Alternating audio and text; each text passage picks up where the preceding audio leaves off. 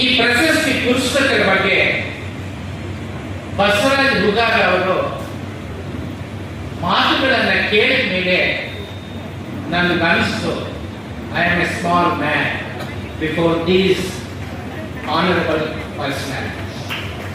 ಇವತ್ತು ಏನು ಪುರಸ್ಕಾರನ ಪಡೆದಿದ್ದಾರೆ ಅವರೆಲ್ಲರೂ ಕೂಡ ನನಗಿಂತ ಹೆಚ್ಚು ಸಾಧನೆ ಮಾಡಿದ್ದಾರೆ, ಹೆಚ್ಚು ಸಮಾಜ ಸೇವೆ ಮಾಡಿದ್ದಾರೆ, ಹೆಚ್ಚು ತ್ಯಾಗ ಮಾಡಿದ್ದಾರೆ. ಅವರಿಗೆ ಹೋಲಿಸಿಕೊಂಡಾಗ ನಾನು ಕೊಡದೇ ಇದ್ದಿದ್ದೆ ಒಳ್ಳೆಯದು, ಅವರು ನನಗಿಂತ ಹೆಚ್ಚು ಅರ್ಹರು ಅಂತ ತುಂಬಾ ಸಂತೋಷ ಆಗಿ ಅವರ ಎಲ್ಲ ಮಹಿಳೆಯರ ಜೀವನ ನಮ್ಗೆ ಆದರ್ಶ ಆಗ್ತದೆ. ಅವರ ದಾರಿಯಲ್ಲಿ ನಾವು ಹತ್ತಿ ಹೆಜ್ಜೆ ಹೋಗಿ ನಮ್ಮ ಜೀವನ ಸಾರ್ಥಕ ಮಾಡಿಕೊಳ್ಳೋಣ ಅಂತ ನಿಮ್ಮೆಲ್ಲರಲ್ಲಿ ನಾನು ಮನವಿ ಮಾಡ್ತೇನೆ. ಬಂಧುಗಳೇ, ಇಡೀ ಸಮ್ಮೇಳನದ 2 ದಿವಸದ ಥೀಮ್ ಏನು ಅಂತಂದ್ರೆ ಸಂವಿಧಾನ ಮತ್ತು ಪ್ರಜಾಪ್ರಭುತ್ವ. ಭಾರತದ ಸಂವಿಧಾನ ಜಗತ್ತಿನಲ್ಲೇ ಅತಿ ದೊಡ್ಡ ಲಿಖಿತ ಸಂವಿಧಾನ. ಭಾರತದ ಸಂವಿಧಾನಕ್ಕೆ ಮೂಲ ತತ್ವಗಳಿವೆ. ಸಂವಿಧಾನದ ಯಾವುದೇ ಅನುಚ್ಛೇದನ ನೀವು ಓದಿದ್ರು ಕೂಡ ಆ ಮೂಲ ತತ್ವಗಳು ಯಾವುವು ಅಂತ ನೀವು ಕಾಣಿಸಿಕೊಂಡು 1972ರಲ್ಲಿ ಸರ್ವೋಚ್ಚ ನ್ಯಾಯಾಲಯ ಕೇಶವಾನಂದ ಭಾರತಿ ಅಂತಕ್ಕಂಥ ಪ್ರಕರಣದ ತೀರ್ಪಿನಲ್ಲಿ ಮೊದಲನೇ ಬಾರಿಗೆ ಭಾರತದ ಸಂವಿಧಾನದಲ್ಲಿ ಮೂಲ ತತ್ವಗಳು ಅಂತರ್ಗತವಾಗಿವೆ ಅಂತ ಹೇಳಿ ಪಟ್ಟಿ ಮಾಡಿ ಈ ದೇಶದ ಜನರ ಮುಂದೆ ಪ್ರಜಾಪ್ರಭುತ್ವ, ಜಾತ್ಯತೀತ, ಸಾಮಾಜಿಕ ನ್ಯಾಯ, ಕಲ್ಯಾಣ ರಾಜ್ಯ, ಬಹುತ್ವ, ಮೂಲಭೂತ ಹಕ್ಕುಗಳು, ಅಧಿಕಾರ ವಿಕೇಂದ್ರೀಕರಣ, ಒಕ್ಕೂಟ ವ್ಯವಸ್ಥೆ ಇವೆಲ್ಲವೂ ಸಹ ಮೂಲ ತತ್ವಗಳು ಅಂತಕ್ಕಂಥದ್ದನ್ನ ಆ ಜಡ್ಜ್ಮೆಂಟ್ ನಲ್ಲಿ ನಮ್ಗೆ ಗೊತ್ತಾಗುತ್ತೆ. ಅವುಗಳ ಪೈಕಿ ಬಹಳ ಮಹತ್ತರವಾದದ್ದು ಪ್ರಜಾಪ್ರಭುತ್ವ. ಪ್ರಜಾಪ್ರಭುತ್ವ ಅಂತಂದ್ರೆ ಕಳೆದ 75 ವರ್ಷಗಳಲ್ಲಿ ಈ ದೇಶದ ಜನ ಏನು ಅರ್ಥ ಮಾಡಿಕೊಂಡಿದ್ದಾರೆ ಅಂತ ಒಂದು ಸಲ ನಾವು ಯೋಚನೆ ಮಾಡಿದ್ರೆ 18 ವರ್ಷಗಳಿಗೆ ಮೇಲ್ಪಟ್ಟಂತ ಪ್ರತಿಯೊಬ್ಬ ವ್ಯಕ್ತಿ ಚುನಾವಣೆಯಲ್ಲಿ ಮತದಾನ ಮಾಡುವಂತ ಹಕ್ಕು, ನಮ್ಗೆ ಇಷ್ಟ ಬಂದವರಿಗೆ ಮತದಾನ ಮಾಡತಕ್ಕಂಥದ್ದು, ಮೆಜಾರಿಟಿ ಯಾರು ಬಂದ್ರೆ ಅವ್ರ ಸರ್ಕಾರ ರಚನೆ ಮಾಡಿಕೊಳ್ತಕ್ಕಂಥದ್ದು, ಮತ್ತೆ 5 ವರ್ಷಕ್ಕೆ ಚುನಾವಣೆ. ಇಷ್ಟನ್ನ ಕಳೆದ 75 ವರ್ಷಗಳಲ್ಲಿ ನಾವು ಚರ್ಚೆ ಮಾಡಿ. ಆದ್ರೆ ಇಡೀ ಭಾರತದ ಸಂವಿಧಾನವನ್ನ ನೀವು ಓದಿದ್ರೆ ಪ್ರಜಾಪ್ರಭುತ್ವ ಅಂದ್ರೆ ಇಷ್ಟೇ.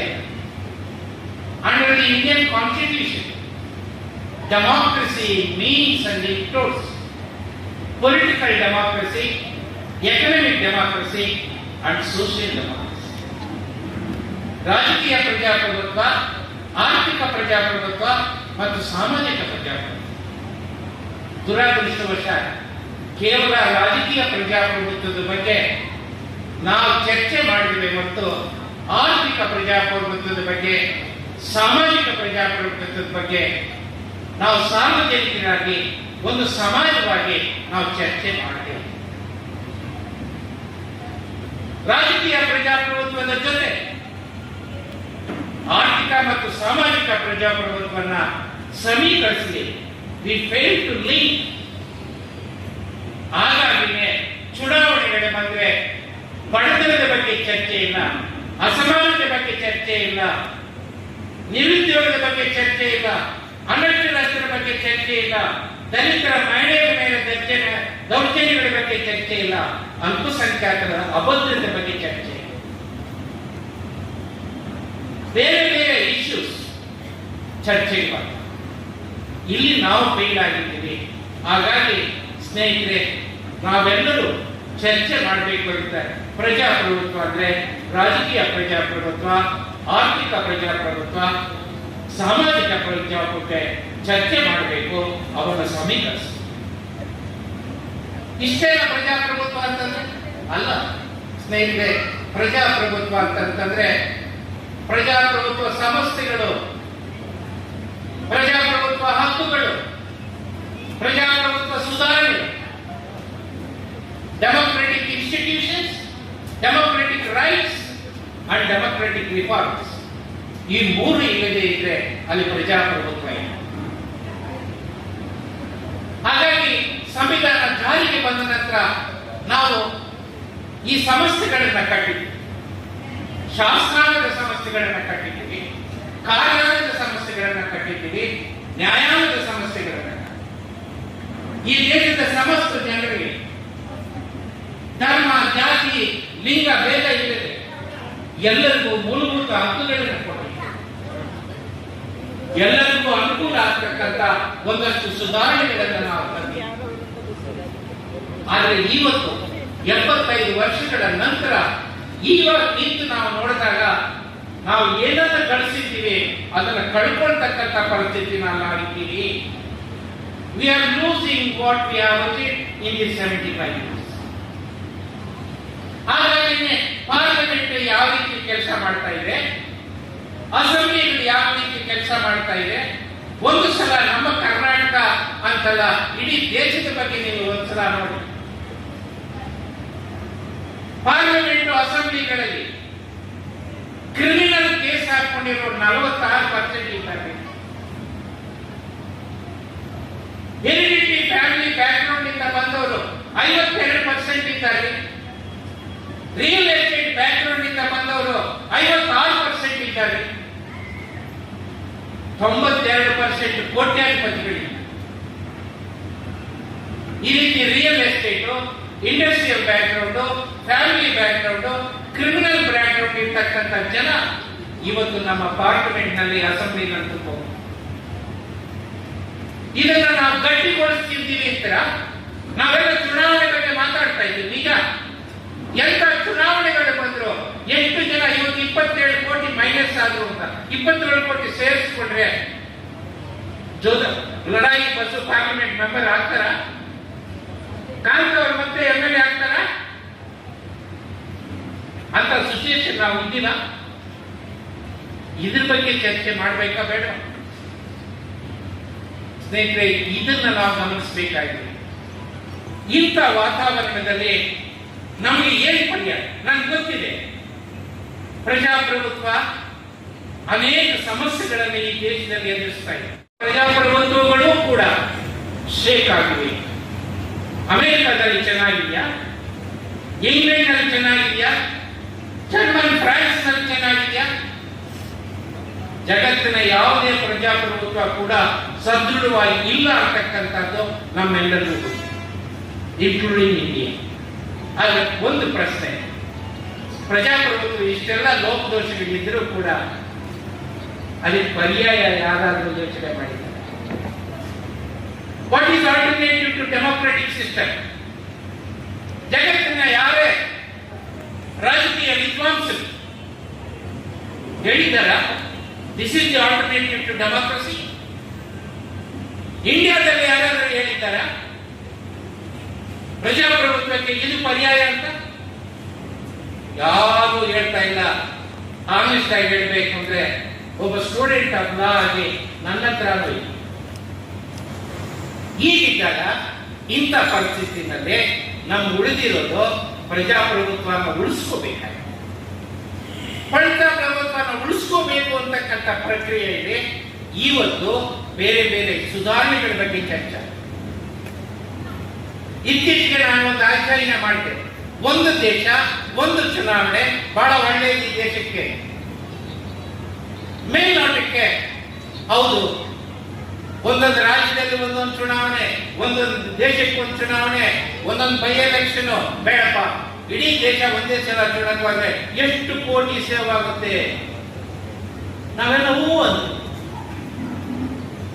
ಆದರೆ ಒಟ್ಟು ದೇಶದ ಎಲೆಕ್ಷನ್ ನಲ್ಲಿ ಪಾರ್ಟಿಗಳು ಖರ್ಚು ಮಾಡ್ತಾರೆ, ಕ್ಯಾಂಡಿಡೇಟ್ ಖರ್ಚು ಮಾಡ್ತಾರೆ, ಅವ್ರ ಬಂಧು ಬಳಗ ಖರ್ಚು ಮಾಡುತ್ತೆ. ಅದರ ಜೊತೆಗೆ ಚುನಾವಣೆ ಖರ್ಚು. ಚುನಾವಣೆ ಖರ್ಚು ಸರ್ಕಾರಕ್ಕೆ ಎಷ್ಟು ಗೊತ್ತಾ? 10%. ಒಂದ್ಸಲ ಚುನಾವಣೆ ನಡೆಸಿದ್ರೆ ಎಷ್ಟು ಸೇವ್ ಆಗುತ್ತೆ ಗೊತ್ತಾ? 5%. 5% ಸೇವಿಂಗ್ಗೆ ಇಡೀ ದೇಶದಲ್ಲಿ ಚರ್ಚೆ ಹುಟ್ಟಿದ್ದಾರೆ. 95% ಎಕ್ಸ್ಪೆಂಡಿಚರ್ ಬಗ್ಗೆ ಮಾತುಕತೆನೇ ಇಲ್ಲ ರೀ. ಈ ಹಣದ ಪ್ರಭಾವದಿಂದ ಚುನಾವಣೆಗಳನ್ನ ಹೆಂಗೆ ನಾವು ಬೇರ್ಪಡಿಸಬೇಕು, ಮುಕ್ತಿಗೊಳಿಸಬೇಕು ಅನ್ನೋದ್ರ ಬಗ್ಗೆ ಚರ್ಚೆ ಇಲ್ಲ. ಅದೇ ಧರ್ಮ, ಜಾತಿ ಚುನಾವಣೆ ಪ್ರಕ್ರಿಯೆಯನ್ನು ಆವರಿಸಿದೆ. ಅದರಿಂದ ಬಿಡುಗಡೆ ಮಾಡಬೇಕು ಅಂತಂದಾಗ ಅನುಸರಿಸಿದ್ದಂತ ತಂತ್ರ ಏನು? ಬುಡಕಟ್ಟು ಜನಾಂಗನ, ಅಲ್ಪಸಂಖ್ಯಾತರನ್ನ, ಬಡವರನ್ನ ಈ ವೋಟರ್ ಲಿಸ್ಟ್ ನಿಂದ ಕಿತ್ತಾಕೋದ. ಇದು ಇವತ್ತು ನಡೀತಾ ಇರ್ತಕ್ಕಂಥ. ಇದೇ ರೀತಿ ನಾವು ಇನ್ನು 2 ಗಂಟೆ ನಿಮ್ ಜೊತೆ ಮಾತಾಡೋಣ. ಸಾಮಾಜಿಕ ನ್ಯಾಯದ ಬಗ್ಗೆ ನಾವು ಈ ತಪ್ಪು ಮಾಡಿದ್ವಿ, ಜಾತ್ಯತೀತ ಬಗ್ಗೆ ನಾವು ತಪ್ಪು ಮಾಡಿದ್ವಿ. ಇನ್ನೊಂದು ಪ್ರಶ್ನೆ ಬಂತು, ನಾನು ಕೇಳಿಸ್ಕೊಂಡೆ ಈ ಹಿಂದಿನ ಗೋಷ್ಠಿಯಲ್ಲಿ. ಹಿಂದೂ ರಾಷ್ಟ್ರ ಸ್ನೇಹಿತರೆ, ಜಗತ್ತಿನ ಎಲ್ಲ ಧರ್ಮಗಳು ಜನಿಸಿದ್ದು ಜನರ ಕಣ್ಣೀರನ್ನು ಒರೆಸೋದು, ಜನರ ಸಂಕಷ್ಟಗಳನ್ನು ಪರಿಹಾರ ಮಾಡೋದಕ್ಕೆ, ದುಃಖ ದುಮ್ಮಾನಗಳನ್ನು ನಿವಾರಣೆ ಮಾಡೋದು.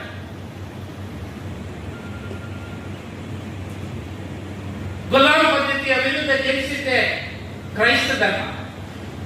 ಕೊಲೆ, ಲೂಟಿ, ರಕ್ತಪಾತ, ದರೋಡೆ ವಿರುದ್ಧ, ಅಹಿಂಸೆಯ ವಿರುದ್ಧ ನೆಮ್ಮದಿಯಿಂದ ಬದುಕಬಹುದು ಅಂತ ಪ್ರೊಫೆಟ್ ಅವರು ಇಸ್ಲಾಂ ಧರ್ಮವನ್ನು ಸ್ಥಾಪಿಸಿದರು. ಬುದ್ಧ, ಜೈನ, ಸಿಖ್ ಧರ್ಮಗಳು ಇದೇ ದಾರಿಯಲ್ಲಿ ಜನಿಸಿದೆ. ಬಲಿ ಸಂಸ್ಕೃತಿಯನ್ನ, ಯಜ್ಞಗಳನ್ನ, ಶೋಷಣೆಯನ್ನ, ಅಸ್ಪೃಶ್ಯತೆಯನ್ನ, ಜಾತಿ ಅಸಮಾನತೆಯನ್ನ ಹೋಗಲಾಡಿಸಬೇಕು ಅಂತಕ್ಕಂಥ ಈ ದಾರ್ಶನಿಕರು ಈ ದೇಶದಲ್ಲಿದ್ದಾರೆ. ಹಾಗಾಗಿ ನಾವು ಯಾರು ಕೂಡ ಧರ್ಮ ವಿರೋಧಿಗಳು ಆಗ್ಬೇಕಾಗಿಲ್ಲ. ಆದರೆ ಧರ್ಮ ಅಪ್ರಜಾಪ್ರಭುತ್ವಗೊಂಡಾಗ ಅದು ಮೂಲಭೂತವಾದ ಆಗುತ್ತೆ. When religion is undemocratized, it leads to fundamentalism. ನಾನು ಓಲ್ಡ್ ಮೈಸೂರು ಏರಿಯಾದ ಈ ನಾರ್ತ್ ಕರ್ನಾಟಕದಲ್ಲಿ ಕೆಲಸ ಮಾಡುವಂತ ಅವಕಾಶ ಸಿಕ್ತು. ಇಲ್ಲಿ ಬಾಗಲಕೋಟೆ ಡಿಸ್ಟ್ರಿಕ್ಟ್ ನಾನು ಅಡ್ಮಿನಿಸ್ಟ್ರೇಟಿವ್ ಇದ್ದೇನೆ. ಯಾವುದೇ ಕಾರ್ಯಕ್ರಮಕ್ಕೆ ಹೋಗ್ಲಿ ಡೋಲು ದಮಾಲ ತಗೊಂಡು ಸ್ವಾಗತ ಮಾಡ್ತಾರೆ. ತಕ್ಷಣ ನಾನು ಕೇಳಿದೆ, ನನಗೆ ಗೊತ್ತಿಲ್ಲದಂಗೆ ಒಂದು ತಿಳ್ಕಾಯಿ ಏನಿದು? against my consent, against my will, against my acceptance, something is imposed on me. This is fundamentalism. ಇದು ಮೂಲಭೂತವಾದ. ಕಾಶ್ಮೀರದಲ್ಲಿ 92% ಮುಸ್ಲಿಮ್ಸ್, ಕಾಶ್ಮೀರಿ ಮುಸ್ಲಿಮ್ಸ್ ಬುರ್ಕಾ ಹಾಕೋಲ್ಲ. ಆದ್ರೆ ಇವತ್ತಲ್ಲಿ ಧಾರ್ಮಿಕ ಮೂಲವಾದಿಗಳು ಕಾಲೇಜ್ ಗೇಟ್ ಮುಂದೆ ನಿಂತು ಇಂದು ಮುಸಲ್ಮಾನ್ ಮಹಿಳೆಯರ ಹೆಣ್ಣು ಮಕ್ಕಳನ್ನ ಬುರ್ಕಾ ಹಾಕೊಳ್ಳಿ ಅಂತ ತಾಕೀತು ಮಾಡ್ತಾ ಇದೆ. This is fundamentalism. ಈ ರೀತಿ ಜನರ ಮನಸ್ಸಿಗೆ ವಿರುದ್ಧ. ಕೇರಳದಲ್ಲಿ ಒಂದ್ಸಲ ಒಬ್ಬ ಜಾತಿ ಗುರುಗಳು ಒಂದು ಫರ್ಮಾನ್ ಹೊರಡಿಸಿದ್ರು, ನಮ್ಮ ಜಾತಿಯ ಗಂಡಸರೆಲ್ಲ ಇಂಥ ಟೋಪಿ ಇಟ್ಕೋಬೇಕು. ಆಗ ನಮ್ಮ ರಂಜಾನ್ ದರ್ಗಾ ಅಂತ ಒಬ್ರು, ನಾನು ಹಾಕೋಲ್ಲ ಅಂದ್ರೆ ಅವನನ್ನು ಔಟ್ಕ್ಯಾಸ್ಟ್ ಮಾಡಿ ರಂಜಾನ್ ದರ್ಗಾನ ಜಾತಿಯಿಂದ ಹೊರಗಾಕಿದ್ರು. ಆದ್ರೆ ಅವ್ರ ಹೆಂಡತಿನ ಏನ್ ಮಾಡ್ತೀರ? ಹೊರಗಾಗ್ತೀರಾ? ಅವ್ರ ಮಕ್ಕಳನ್ನ ಏನ್ ಮಾಡ್ತೀರಾ? ಅಣ್ಣ ತಮ್ಮಂದ್ರನ್ನ ಏನ್ ಮಾಡ್ತೀರಾ? ಈ ರೀತಿ ಗಂಡ ಹೆಂಡತಿಯ ಮಧ್ಯೆ, ತಂದೆ ಮಕ್ಕಳ ಮಧ್ಯೆ, ಅಣ್ಣ ತಮ್ಮಂದರ ಮಧ್ಯೆ ಐಕ್ಯತೆಯನ್ನ ಮುರಿದು ಈ ರೀತಿ ಮಾಡ್ತಕ್ಕಂಥದ್ದು ಅನ್ಡೆಮೊಕ್ರಾಟಿಕ್. ಇದನ್ನೇ ನಾವು ಫಂಡಮೆಂಟಲಿಸಂ. ನಾವು ಧರ್ಮ ವಿರೋಧಿಗಳಾಗಬೇಕಾ, ಮೂಲಭೂತವಾದದ ವಿರುದ್ಧ ಆಗ್ಬೇಕಾ? ನೀವು ತೀರ್ಮಾನ. ಧರ್ಮ ರಾಜಕಾರಣದ ಜೊತೆ ಬೆರೆತಾಗ ಅದು ಕೋಮುವಾದ ಆಗುತ್ತೆ. ರಾಜನಾದವನು ಜನರ ಸೇವೆ ಮಾಡಿ, ಜನರ ಪ್ರೀತಿ ವಿಶ್ವಾಸ ಗಳಿಸಿ ಸೀಟಲ್ಲಿ ಮುಂದುವರಿತು. ಆದ್ರೆ ಅನೇಕ ಕಾರಣಗಳಿಗಾಗಿ ಅವನ ಕೆಲಸ ಮಾಡಲ್ಲ. ಜನ ಸುಮ್ಮನೆ ಇರ್ತಾರ? ಏ ಮಗ ನೀನು ಇಡೀ ಸೀಟ್ ಕೆಳಗೆ ಇರ್ತಾರೆ, ದಂಗೆ ಹೇಳ್ತಾರೆ, ದಂಬೆ ಹೇಳ್ತಾರೆ, ಗಲಾಟೆ ಮಾಡ್ತಾರೆ, ನಿಮ್ಮಂತೆ ಸ್ಟ್ರೈಕು ಮಾಡ್ತಾರೆ. ಆಗ ಆ ರಾಜರು ಏನ್ ಮಾಡ್ತಾರೆ ಗೊತ್ತಾ? ಒಬ್ಬ ಸ್ವಾಮಿಯನ್ನು ಕರ್ಕೊಂಡ್ಬಂದು ಮುಂದೆ ಇಟ್ಕೊಂಡು, ಸ್ವಾಮಿ ನೀವೇ ನನ್ನ ಕಾಪಾಡಿ. ಆ ಸ್ವಾಮೀಜಿ ಜನಗಳ ಮುಂದೆ ಬಂದು, ಜನರೇ ನಿಮ್ ಕಷ್ಟಕ್ಕೆ, ನಿಮ್ ದುಃಖಕ್ಕೆ, ನಿಮ್ ನೋವಿಗೆ, ನಿಮ್ ಸಂಕಟಕ್ಕೆ ಕಾರಣ ನೀವು ಮಾಡಿದ ಪಾಪ, ದೇವರು ಕೊಟ್ಟ ಶಾಪ. ಈ ರೀತಿ ರಾಜನನ್ನ ರಕ್ಷಣೆ ಮಾಡ್ತಾರೆ. ಇಲ್ಲಿ ಧರ್ಮಗುರು ರಾಜ ಇಬ್ರು ಒಂದಾದ. ಇದನ್ನೇ ಕೋಮುವಾದ. ರಾಜಕೀಯ ಪಕ್ಷ ಅಧಿಕಾರದಲ್ಲಿತ್ತು. ಆ ಪಕ್ಷ ಒಬ್ಬ ವ್ಯಕ್ತಿಯನ್ನ ಮಿನಿಸ್ಟರ್, ಚೀಫ್ ಮಿನಿಸ್ಟರ್ ಆಗಿ ಮಾಡಿದ್ರು. ಆ ಪಕ್ಷ ಒಂದು ತೀರ್ಮಾನಕ್ಕೆ ಬಂತು, ನೋಡಮ್ಮ ನೀನು ನಾಳೆ ರಾಜೀನಾಮೆ ಕೊಡು.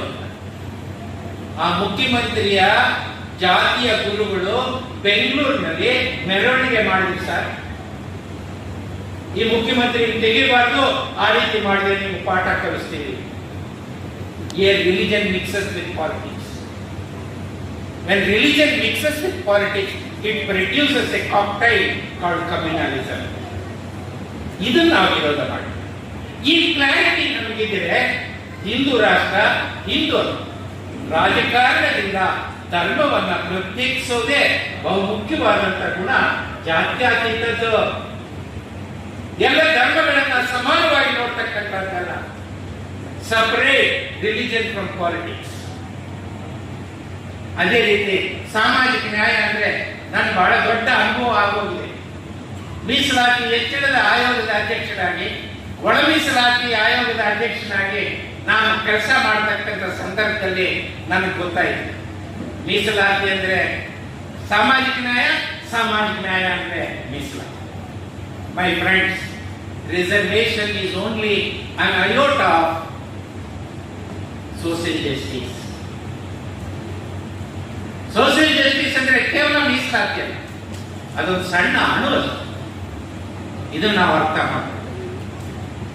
ಒಂದಾದ್ಮೇಲೆ ಒಂದು ಈ ದೇಶದ ಜನರನ್ನ ಇದ್ರ ಸುತ್ತ ತುಡಿಸ್ತಾ ಇದೆ.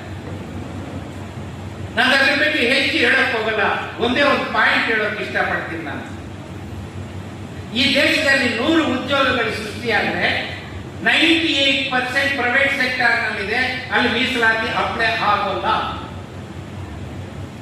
ಇನ್ನು ಉಳಿದಿದ್ದು ಎಷ್ಟು? 2%. ಜನರಲ್ ಕ್ಯಾಟಗರಿಗೆ ಎಷ್ಟು? ಅದರಲ್ಲಿ 1%. ರಿಸರ್ವೇಶನ್ಗೆ ಎಷ್ಟು? Only 1%. 99% jobs created in India are outside the bracket of reservation.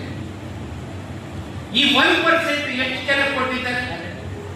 ಪರಿಶಿಷ್ಟ ಜಾತಿ, ಪರಿಶಿಷ್ಟ ಪಂಗಡ, OBC, ಈವನ್ ಜನರಲ್ ಕ್ಯಾಟಗರಿನಲ್ಲಿ ಇರ್ತಕ್ಕಂಥ ಬಡವರು.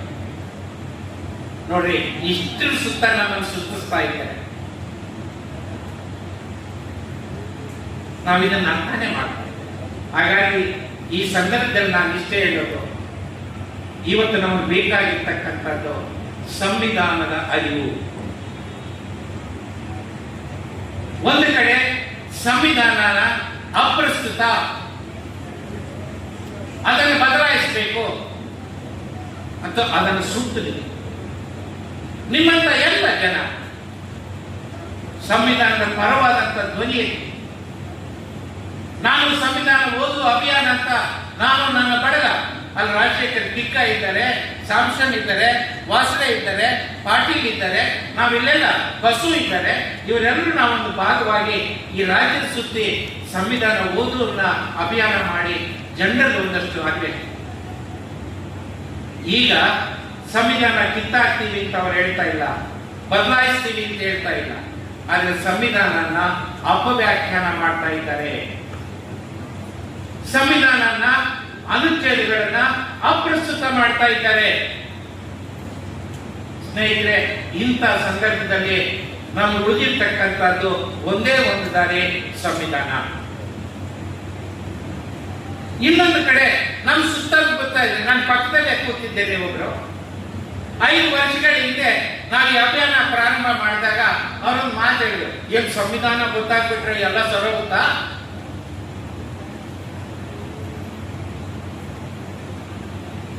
ಆದ್ರೆ ಸಂವಿಧಾನ ಇವತ್ತು ಉಳಿಸ್ಕೋಬೇಕು ಅಂತ ಅವರೇ ಭಾಷಣಗಳು ಮಾಡ್ತಾ ಇದ್ದಾರೆ. ಹಾಗಾಗಿ ಇವತ್ತು ಇನ್ನೊಂದು ಡೇಂಜರ್ ನಮ್ಗೆ ಕಾಣ್ತಾ ಇರ್ತಕ್ಕಂಥದ್ದು, ನಮ್ಮ ಸುತ್ತಮುತ್ತನೇ ಇರ್ತಾರೆ. ಅಂಬೇಡ್ಕರ್ಗೆ ಜೈ ಅಂತಾರೆ, ಸಂವಿಧಾನಿಗೆ ಜೈ ಅಂತಾರೆ, ಪೀಠಿಕೆಯನ್ನು ಓದ್ತಾರೆ, ನಮಸ್ಕಾರ ಮಾಡ್ತಾರೆ. ಆದ್ರೆ ಹಿಂದುಗಡೆಯಿಂದ ಚೂರ್ಯ. ಒಳ ಮೀಸಲಾತಿಯನ್ನ ವಿರೋಧ ಮಾಡ್ತಕ್ಕಂಥವರು ಸಂವಿಧಾನದ ಪರ ಇದ್ದಾರ? ಮೀಸಲಾತಿಯನ್ನ ವಿರೋಧ ಮಾಡ್ತಕ್ಕಂಥವರು ಸಂವಿಧಾನದ ಪರ ಇದ್ದಾರ? ಅಂಬೇಡ್ಕರ್ ಪರ ಇದ್ದಾರ? ಇದನ್ನ ನಾವು ಯೋಚನೆ ಮಾಡ್ಬೇಕು ಸ್ನೇಹಿತರೆ. It is not only the external enemy, there is internal enemy within us. ಅವರ ಬಗ್ಗೆ ನಾವು ಜಾಗೃತರಾಗದೆ, ಅವರ ಬಗ್ಗೆ ನಾವು ಸರಿಯಾದಂತ ರೀತಿ ಕಣ್ಣನ್ನ ಹಾಯಿಸದೆ ಸಂವಿಧಾನ ಉಳಿಸ್ಕೊಳಕ್ಕಾಗತ್ತ? ಸಂವಿಧಾನ ಘೋಷಣೆಗಳಿಂದ ಉಳಿಯೋಲ್ಲ ಸ್ನೇಹಿತರೆ. ಸಂವಿಧಾನ ಉಳಿಯತಕ್ಕಂಥದ್ದು ಅರಿವಿನಿಂದ. ನಿಮ್ಮ ಮೈಂಡ್ ನಲ್ಲಿ, ನಿಮ್ಮ ಹಾರ್ಟ್ ನಲ್ಲಿ ಸಂವಿಧಾನನ, ಜ್ಞಾನನ ಬೆಳೆಸ್ಕೋಬೇಕು. ಹಾಗಾಗಿ ನಾವೆಲ್ಲರೂ ನಮಗೆ ಉಳಿದಿರ್ತಕ್ಕಂಥದ್ದು ಒಂದೇ ದಾರಿ, ಅದು ಸಂವಿಧಾನದ ದಾರಿ. ಅದನ್ನು ಉಳಿಸ್ಕೋಬೇಕು ಅಂದ್ರೆ ಕೇವಲ ಘೋಷಣೆಗಳು ಸಾಲದು. ನಾವೆಲ್ಲ ಸಂವಿಧಾನನ ಓದಬೇಕು, ಅರ್ಥ ಮಾಡ್ಕೋಬೇಕು, ಅದರಂತೆ ನಡ್ಕೋಬೇಕು. ಅದನ್ನೇ ಕಾಣ್ತಾವ್ರೆ. ನಮ್ಮಲ್ಲಿ ಅನೇಕ ಜನ ಸಮಾಜವಾದ ಬಗ್ಗೆ ಮಾತಾಡ್ತಾರೆ, ಅದರ ಬದುಕಿನಲ್ಲಿ ಆಚರಣೆ ಇರ್ತಾರೆ.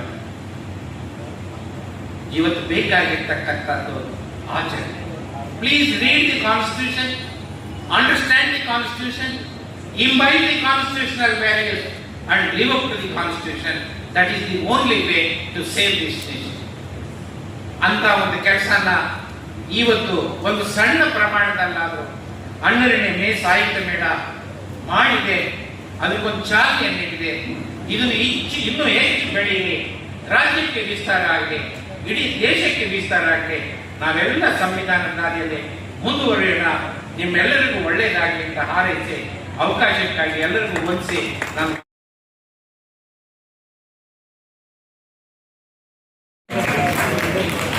ವಿವಿಧ ಬಣ್ಣ, ಹಲವು ಬಣ್ಣಗಳ ಪುಟ್ಟ ಪುಟ್ಟ ಹಳ್ಳಿಗಳು ಸೇರಿ ಒಂದು ಬಹುದೊಡ್ಡ ಭಾರತವಾಗಿದೆ. ಅದರ ಸಂಕೇತವಾಗಿ ಜಸ್ಟಿಸ್ ನಾಗಮೋಹನ್ ದಾಸ್ ಅವರಿಗೆ ಇವತ್ತು ಮೇ ಬಳಗ ಅವರನ್ನ ಸನ್ಮಾನಿಸ್ತಾ ಇದೆ. ಧನ್ಯವಾದಗಳು ಎಲ್ಲ ಬಳಗ. ಸರ್ ಸರ್ ಸರ್ ಸರ್ ಈ ಕಡೆ ನೋಡಿ.